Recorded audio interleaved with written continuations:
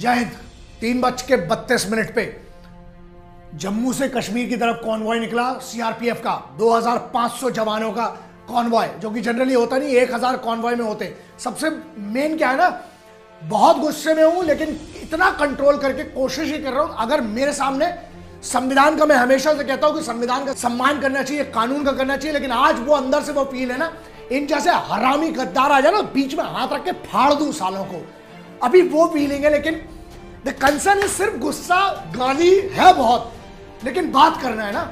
और बात क्या है, सबसे पहले क्या हुआ ये समझ लो। जितने त्योहार मना रहे थे ना, वैलेंटाइन डे से मुझे कोई प्रॉब्लम नहीं है यार, मनाना चाहिए, आपका पर्सनल वो व्यू है, बहुत अच्छी बात है, आपको खुशी मिलती करिए। ये वतन से बड़ा वैलेंटाइन कोई नहीं है बे। आज क्या हुआ है,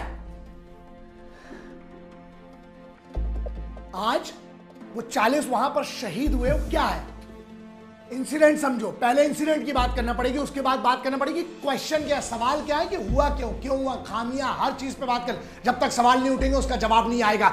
तीसरा, हमारी तरफ से क्या होना चाहिए, जो मुझे लगता है एक सामान्य भारतीय के तौर पर, एक नागरिक के तौर पर, bloody what action should be taken immediately. पहला, आज क्या हुआ इंसिडेंट, वहां से जम्मू की तरफ से जो कश्मीर आ रहे हैं, और किसके लिए आ रहे हैं पता है ना, इन्हीं सालों की सुरक्षा के लिए।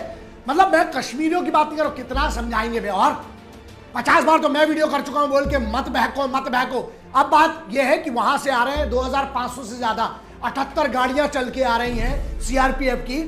कंसर्न क्या है, अवंतीपुरा के पास कैसे पहुंचा। एक तो सबसे बड़ी चीज है, 3 दिन से 2.5-3 दिन हो गए कोई मूवमेंट नहीं हुआ, इसलिए 2500 लोग इकट्ठे आ रहे। जनरली 1000 लोगों का कॉन्वॉय होता है। वो जब अवंतीपुरा पहुंचता है, जो कि सेक्टर है पुलवामा में, जो यहां पर पड़ता है कॉर्नर पर, वहां पर आकर एक स्कॉर्पियो की बात करें, जो अभी तक जितनी मेरी बात हुई जिन लोगों से वहां पर हैं, जो या उनसे कंसर्न जो लोग हैं उनसे बात हुई है, सीधे अवंतीपुरा में आके वो एक स्कॉर्पियो 350 किलो से ज्यादा एक्सप्लोजिव और आईडी का दोनों का उपयोग करते हुए बाढ़ से मारती है, चीथड़े उड़ जाते हैं। और उस वाली गाड़ी के जाते हैं जहां पर उसी समय ऑन द स्पॉट चीथड़े उड़ गए। ये बात ये है, कंसर्न ये है, यहां पर ये समझना पड़ेगा कि ये इतनी बड़ी ब्रीच कैसे हुई, दैट्स अ बिगर क्वेश्चन। और अगर वो हुआ है नामर्दगी, अबे किस टाइप की क्या है नामर्दगी, क्या है तुम्हारी कांड में, तुम्हारी दम ना अंदर गूदा है तुम में। अबे वॉर जोन होती तो बात अलग थी बे, तुम बहुत बड़ी बात करते हो। कौन सा इस्लाम है बे, और कौन सी जिहाद के नाम पे तुम निहत्ते मासूम लोगों को मार रहे हो। कोई वॉर जोन नहीं है, और ये सेफ रूट माना जाता है। जहां पे ये हुआ है सेफ रूट हुआ है। क्या बीच हुई है, कहां पर हुआ है, ये सबसे बड़ा क्वेश्चन। वो ठीक है, that's okay, that's a part different, but कैसे इतनी बड़ी 76th बटालियन जो है, 76वीं बटालियन की गाड़ी से ठोका, उसके बाद चीथड़े उड़ गए। बहुत सारे सवाल, बहुत सारा गुस्सा, but we have to go step by step. Concern ये है दोस्त, हिंदुस्तानी के तौर पर एक बात बताइए, सेफ रूट है, वहां पर इम्प्रोवाइज एक्सप्लोसिव डिवाइस जो आईडी कैसे प्लेस की गई है, पहली बात ये है। दूसरी चीज ये है कि 350 या 400 किलो का जो एक्सप्लोसिव है वो आया कैसे। और तीसरा, अबे गद्दार तो है ये टेररिस्ट, ये साले बड़ुए हैं। सबसे बड़ी चीज, इनके चाचा के लौंडे हरामी है कौन इस देश में, जिनने कॉन्वॉय निकलने की इंफॉर्मेशन दी। समझ में आता है तुम्हें क्या है ये। जब वहां से 2005, जबकि सेफ रूट है ये, जम्मू से जब गाड़ियां निकलती हैं, पहली बात इतना लंबा कॉन्वॉय है इसकी, ठीक है इंफॉर्मेशन पास हुई है, वो बैठ के ताक में बैठे हुए थे, कहां पे फेलियर हो रहा है, और सेफ रूट में कैसे इतनी बड़ी चूक हुई है। एक तरफ ये बात करते हैं भूखे नंगे, हमको इकोनॉमिक सपोर्ट चाहिए, ये चाहिए वो चाहिए। एक बात बताओ, इन भूखे नंगे लोगों के पास इतना बड़ा 350 किलो एक्सप्लोजिव खरीदने का कहां से पैसा आ गया। इन भूखे नंगे लोगों को सपोर्ट कौन कर रहा है, कहां से, किस लेवल पे, ये ट्रेस करना पड़ेगा।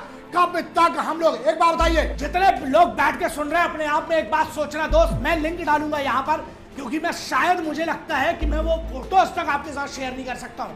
उनकी माओ को, उनकी बहनों को, तुम्हें पता है, उनकी बेटियों को, उनकी बीवियों को लाशें नहीं है यार, चीथड़े हैं इतने तरह से। क्या दोगे उनके घर वालों को, उनके घर वालों को मिलेगा क्या, यह सोचा है।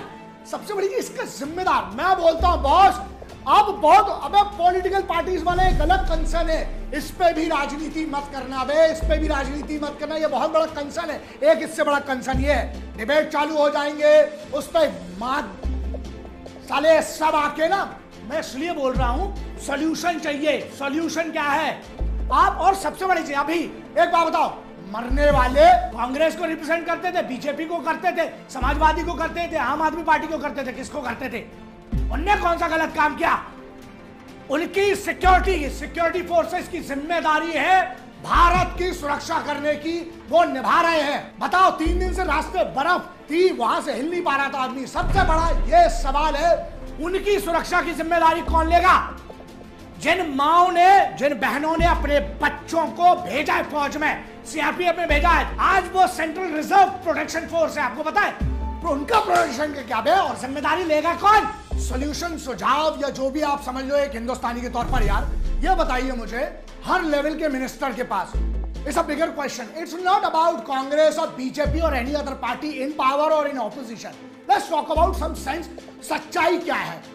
क्यों वर्ल्ड वाइड आपको पता, कॉन्वॉयज जब मूव करते हैं उनको एयर सपोर्ट दिया जाता है, यहां पे एयर सपोर्ट क्यों नहीं दिया जा सकता? सॉल्यूशन की अगर हम बात करें, कब तक मरवाते रहेंगे? और कुछ लोग ऐसे भी होंगे बोलेंगे हमारी सरकार ने, या किसी की भी बात करें, चाहे ऑपोजिशन हो चाहे ये हो, एक बात बताए ना, सरकार से ऊपर आओ दोस्त, कोई भी हो, चाहे निंदा निंदा निंदा, अबे डंडा कब निकलेगा? फिर आप निंदा ही करते रहेंगे क्या?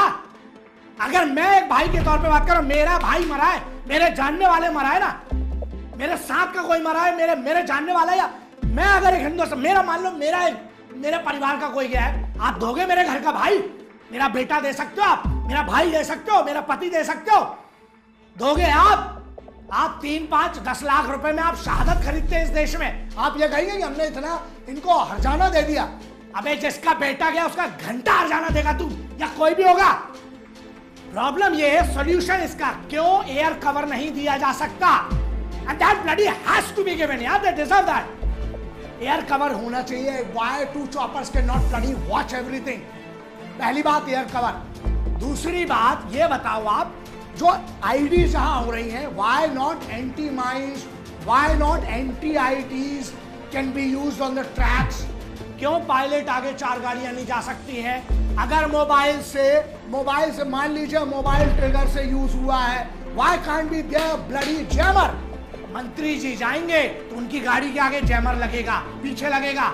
आई एम नॉट अगेंस्ट मिनिस्टर और the system of democracy, I respect, I am a citizen of India. अगर हमारे साथ डेमोक्रेसी से देश चलता है, मैं उनकी बात नहीं कर रहा हूं, मैं उनकी बात कर रहा हूं, क्यों सब पार्टीज मिलकर एक सॉल्यूशन नहीं निकाल सकती है? आपको बुरा नहीं लगा साहब? अपने आप से भी कभी पूछेगा, लड़के के बदले लड़के, ठीक है, एक नियम बना दो ना, एक शहीद हो तो जो उस विभाग का इंचार्ज था उसका लौंडा भेजो आप फौज में, तब समझ में आएगा आपको। जिसके घर में शहादत होती है ना साहब, जब लहू आता है हाथ में, वो आप नहीं समझ पाएंगे। लोग कहते हैं आप गुस्सा करते हो, अरे मैं तो अभी इनकी भरा हूं ना, मैं जुबान नहीं दी होती ना तो मैं तो मुंह से ही काफी था बे। और दूसरी बात, भगवती की सौगंध भोलेनाथ की, आज जिनने करवाया अगर मेरे सामने, और मैं कहीं अगर ऊपर वाले ने चाहा, मैं इसके लिए कानून भी हाथ में लेने तैयार हूं। अगर जिनने करवाया मुझे अगर पता चले, अगर मेरी इतनी कुवत हुई ना, अगर मैं बोलो बीच में हाथ डाल के चीरने की औकात रखता हूं बे, और जेल के लिए भी इतना तैयार हूं। अगर मैं एक आतंकवादी को मार के जाऊंगा, मुझे लगता है मेरी मां को उससे बड़ा कोई अभिमान नहीं होगा। लेकिन दोस्त, अभी मैं उस स्थिति में नहीं हूं, मैं कहां हूं पता नहीं, बहुत सारी चीजें। मेरा मैटर क्या है? What is the bloody solution of this? एक और बड़े सवाल पे आ जाए, कहां गए वो हिंदू मुस्लिम को लड़ाने वाले? कहां गए? कहां गई गैंग? कहां गए वो ह्यूमन राइट्स वाले? अब नहीं तुमको बुरा लग रहा है? टेररिस्ट मरता है तो अभी तक आंदोलन चालू हो जाते तुम्हारे, है ना? अब कहां गए बे? छुप गए होंगे घुसंड में। हाँ, क्या हुआ अब ह्यूमन राइट्स? मत सोल्जर का कौन सा राइट है? मतलब हम इंतजार किस बात का कर रहे हो आप? हाँ, क्योंकि सेलिब्रिटी नहीं मरा अभी तक तुम्हारा कोई, अभी तक तुम्हारा कोई नेता नहीं मरा ना बड़ा वाला, इसलिए। और मरता भी है नेता तो क्या कहेंगे वो इस पार्टी का था।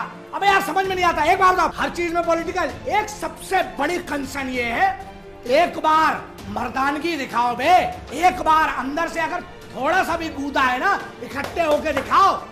ये जो है ना, जो चल रहा है तुम लोग का, यहाँ बस बुराई करेंगे, इसका अभी आप खामियां निकालने शुरू हो जाए। खामियां ठीक है, सबको पता है क्या क्या खामियां हुई है। सोल्यूशन क्या है? सोल्यूशन पे बात करिए, उसकी है दम। 24 से 48 घंटे रुक जाओ जरा, फिर देखना सब चैनल पे आएंगे, वो इसकी बात करेंगे, इसकी बात करेंगे। शहीदों का क्या बॉस? मैं बोलता हूं इस पूरे देश को इस बार सीधे बायकॉट कर देना चाहिए, अगर इसका जवाब नहीं दिया गया तो। एक मिनट, सर्जिकल स्ट्राइक, अरे शेड्यूल बनाना, रोज सुबह जाओ, रोज ठोको। आप नामर्दी फौज की दिखा रहे हो यार, इसका मतलब ये है हिंदुस्तानी फौज को पॉलिटिकल विल की जरूरत है। आप पॉलिटिकल विल पूरी सभी parties, why can not be create a bloody no tolerance policy. हम लोग एक सीधा आप पारित कीजिए। आप किस प्रक्रिया से करते हैं मुझे पता नहीं। इस देश में तो यार तो जो है ना सुप्रीम कोर्ट खुल जाता है कई टेररिस्टों के लिए। रात को जब सुप्रीम कोर्ट से ये ऐसे कुछ लॉयर होंगे जो टेररिस्ट की फांसी रुकवाना होगा तो सीधे रात को भी सुप्रीम कोर्ट खुलवा लेते हैं। आ जाओ, बहुत सारे लॉयर मिलेंगे ना इस देश में। कहां गए वो लॉयर? अब सब आओ इकट्ठे, जरा इनके ह्यूमन राइट्स के लिए लड़ो, तब मानूंगा कि तुम अबे असल बाप की औलाद हो ना। सबको चैलेंज देता हूं, अगर तुम अपने बाप की औलाद हो, इस मैटर पे इकट्ठा हो और इस मैटर के लिए इन शहीदों की शहादतों का जवाब देने के लिए ना एक बार हो जाओ सब पॉलिटिकल पार्टी इकट्ठे। और अगर नहीं हो रहा तो इसका मतलब सबको समझ में आता है कि आप लोग सिर्फ अपनी पॉलिटिकल रोटी सेकेंगे। अगर आप वतन के शहीदों का जवाब नहीं दे सकते, आपको चुने के आने का कोई हक नहीं है, चाहे वो कोई भी पार्टी हो। एक और ना दहशत से चलता है ये सब है ना, वो साले हमारे दिलों में, हमारी फोर्सेस के दिलों में डर पैदा कर रहे हैं। हमारे इधर आप बैकफुट पे आने बोलते हो। एक सबसे बढ़िया सॉल्यूशन बताओ एक हिंदुस्तानी के तौर पर। सबसे पहले इन सालों के हरामी इन्फॉर्मर्स को उठाओ, इनको गांड पे गोली मारो, सालों को इकट्ठा करो। अबे एक रावण जलाने से इस देश में कुछ नहीं होगा। इकट्ठा करो सालों को, सबको खड़ा करके इनकी गांड में गोली पब्लिक में मारो सालों की। लोग कहते ना अबे मैंने बहुत कंट्रोल किया, इसलिए मैं बहुत कंट्रोल करके, लेकिन सच्चाई है दोस्त, बहुत हमने देखा हिंदुस्तान में ना बहुत बड़े बड़े डॉन बनते हैं, नए लौंडे नॉर्थ में गोलियां चलाएंगे हवा में। अबे तुमको डॉन बनना है ना, अबे हम तो बोलते तुम इनमें से किसी को मारो ना, मैं लड़वा लूंगा तेरा केस। ऐसे किसी को ठोको साले हरामियों को जो इंफॉर्मेशन दे रहे हैं। ये साले ना कभी हिंदुस्तान के सगे थे जो इस टाइप का हमला करवाने में मदद करते हैं, और ना ये कभी हिंदुस्तान के सगे होंगे। इस चीज का साला कोई सॉल्यूशन नहीं है। इन्फॉर्मर्स को उठाओ, चाहे हिंदुस्तान के किसी भी कोने में हो, चाहे पाकिस्तान में हो, जहां ये हमला हुआ है ना उसी जगह खड़ा करके इनको, वही अनंतपुर में वही खड़ा करके पुलवामा में सालों की गांड में गोली मारो, तब तक जलाओ सालों की जब तक एक नस ना बचे। ओए आदिल अहमद, तूने जिम्मेदारी जैसे मोहम्मद ने जिम्मेदारी ली ना, तू काकापुरा का क्यों बे टुच्चे, तू काकापुरा का गुंडा था ना बे, तू साउथ श्रीनगर वाला, तू वही है ना, तू बहुत बड़ा गुंडा बनता है बे। क्यों बे, तेरे कौन से, तू जैसे मोहम्मद तूने 17-18 में ज्वाइन किया है, तूने तेरे को बहुत बड़ा रखता है। सुन बे, बाकी सबकी छोड़ मास्टरमाइंड्स की सुन बे, तेरा वो चिंदी चोर हाफिज सईद और मौलाना अजहर मसूद तुम ही करवा रहे हो बे, बैठे तुम्हारे आका। और तू सुन बे, काकापुरा का तू बॉस, साउथ श्रीनगर का तू गुंडा, तू साले जैसे मोहम्मद का बॉस बन गए, तूने करवाई, जिम्मेदारी ले रहे ना, बाकी सबकी छोड़ बे। अब तेरी जहां जितनी कुव्वत है, जहां छुप सकता ना, सबसे पहले तू ठोकेगा। मैं अपनी हिंदुस्तानी फौज को बहुत अच्छे से जानता हूं। अब ये सवाल सुनो, यहाँ एक सवाल हो गया है क्रेडिबिलिटी पर। भारत सरकार की रक्षा मंत्रालय, गृह मंत्रालय और सबके ऊपर अब ये बात ईगो की नहीं, अब आत्मसम्मान की बात आ गई है। मैं जब तुम लोगों से बात कर रहा हूँ ना, कम से कम मेरे पर्सनल नंबर पे जो बड़ी मुश्किल से मिल सकता है, बनी बात है बहुत कम मैं यूज करता हूँ, उस पर अभी के कम से कम 300-400 मैसेज है। जो लोग दीपा के बागी है, यहाँ पर वो पुनीत करके लड़का है, संजीव है, रिचा है, इन सब के बाद मैसेज, उसमें से कोई भी एक मैसेज, ये मैसेज है, रिस्पेक्टेड शिफू जी सर, आप सेना में रहे इतना बड़ा। सुनिए, सबसे पहली चीज, I have never been in the army, मैं सेना में नहीं रहा हूँ, मैं समर्थक रहा हूँ और मैं हमेशा रहूंगा। बगैर वर्दी के अलावा जो मेरी औकात है वो करता रहूंगा। सुनो, उसने लिखा है कि इतना बड़ा कारनामा बिना किसी सपोर्ट के हमारे देश में नहीं हो सकता है। इस देश के युवा की आपसे यही मांग है कि हमारी आवाज आप ही बन सकते हैं। इसकी जांच हुए, इतनी मात्रा में विस्फोटक कैसे आया, इंफॉर्मेशन कैसे लीक हुई है, ये आप जानते हैं कौन कौन किस तरीके में है। आप आर्मी में रहे, नहीं मैं आर्मी में नहीं रहा हूँ, समझ, फिर से बोल रहा हूँ ये चीज, किस किस तरीके से इंफॉर्मेशन दी जा सकती है और क्या कर सकता है। इस चीज को जांच हुए, पूरा देश को ये करना है, पूरे देश में गुस्सा का माहौल है, हमारी गवर्नमेंट और आप जैसे कुछ लोग। मैं कुछ नहीं यार, बट हमें ये बात रखना चाहिए, अगर मैं आवाज हूँ, मैं हक से ये आवाज रखूंगा।